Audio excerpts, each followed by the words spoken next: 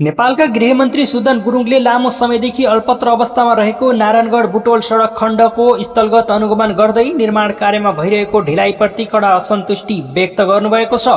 अनुगमनका क्रममा उहाँले सडक विस्तारको जिम्मा लिएको चिनिया ठेकेदार कम्पनीलाई स्पष्ट रूपमा ध्यानाकर्षण गराउँदै ढिलासुस्ती कुनै पनि हालतमा स्वीकार्य नहुने चेतावनी समेत दिनुभएको छ। लामो समयसम्म सडक निर्माण अधुरो रहँदा यात्रुहरूले दैनिक शास्ति भोग्नु परेको, आवागमन प्रभावित भएको तथा दुर्घटनाको जोखिम समेत बढेको उहाँको भनाइरहेको थियो। गृहमन्त्री गुरुङले सम्बन्धित निकाय र निर्माण कम्पनीलाई तत्काल काम तीव्र गतिमा अगाडि बढाउन निर्देशन दिँदै निर्धारित समय सीमाभित्रै सडक सम्पन्न गर्न आग्रह गर्नुभएको छ।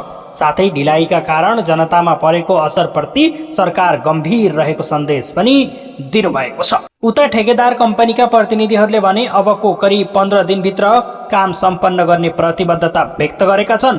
निर्माणलाई तीव्रता दिँदै समयमै काम सक्ने आश्वासन उनीहरूले दिएका छन्। यो सडक खण्ड पूर्व पश्चिम राजमार्ग अन्तर्गत पर्ने अत्यन्तै महत्त्वपूर्ण मार्ग भएकाले यसको ढिलाइप्रति सरकारको चासो बढ्दै गएको देखिन्छ।